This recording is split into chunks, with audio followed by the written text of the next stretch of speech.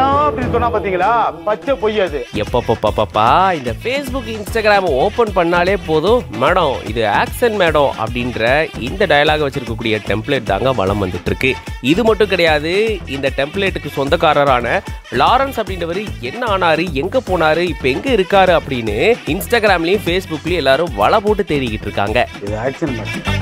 Madam இதெல்லாம் action madam, வெளியே விட்டு பாருங்க, இவனுடைய நடவடிக்கையே வேற மாதிரி இருக்கும், சும்மா சில்லுன்னு நடந்து போவான் மேடம் அப்படின்னு ஒரு ஷோவில் இந்த நபர் பேசக்கூடிய வீடியோ வைரலானதுக்கு அப்புறமா இப்போ அதை வச்சு எக்கச்சக்கமான மீம்ஸ் போயிட்டு இருக்கு. இந்த வருஷத்துடைய பெஸ்ட் என்டர்டைனரே இவர் தாங்க அப்படின்னு சொல்லிட்டு இந்த மாதிரியான மீம்ஸ் எல்லாம் வந்து ஸ்ப்ரெட் பண்றாங்க.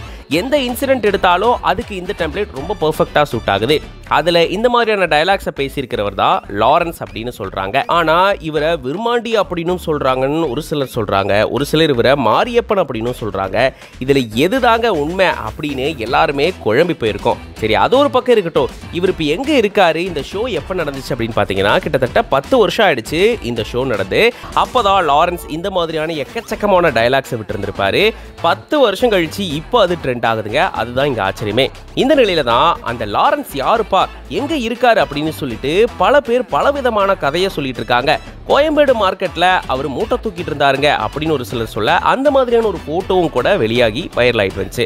அதே போல கோயம்பேடெல்லாம் போயிட்டு நிறைய பேர் வலவீசி அவரை தேடி இருக்காங்க. ஆனா அங்க அப்படி ஒருத்தர் இல்ல அப்படின்னு அங்க இருக்கிறவங்க எல்லாம் சொல்லிட்டாங்க. இன்னும் ஒரு சிலர் என்ன சொல்றாங்கன்னா, அவர் எங்க வீட்டு பக்கத்துல தாங்க இருக்காரு, இப்பதாங்க தண்ணிக்குன்னு போட வந்தாரு அப்படின்னு இஷ்டத்துக்கு ஒவ்வொருத்தங்க ஒவ்வொரு மாதிரியான கதையை சொல்றாங்க. ஒரு சிலர் அவர் எங்களுடைய சொந்தக்காரர் தான், அவர் காணாம போயிட்டாரு அப்படின்ற மாதிரி சொல்றாங்க. இதுல எது நிஜம் எது உண்மை அப்படின்றது யாருக்குமே தெரியல. ஏன்னா அந்த நபர் வந்தாதான் அவர் யாரு எங்க இருக்காரு அப்படின்ற எல்லாமே தெரியும். இப்போ இந்த மீம் டெம்ப்ளேட்ஸ் எல்லாம் பயங்கர வைரலா ஷேர் ஆகுது இல்லையா, அதனாலேயே இவரை நான் பார்த்தே ஆகணுங்க அப்படின்னு சொல்லிட்டு இந்த மீம்ஸை ஷேர் பண்ணிட்டு இருக்கிறவங்க எல்லாம் வந்து சொல்லிட்டு இருக்காங்க. அதனாலேயே பல பேரும் இவரை வலை வீசி தேடிட்டு வராங்க. இது பத்தாதுன்னு லாரன்ஸை கண்டுபிடிச்சு இன்டர்வியூ எடுங்க அப்படின்னு சொல்லிட்டு பிஹைண்ட் சேர்த்து டேக் பண்ணிட்டு இருக்காங்க.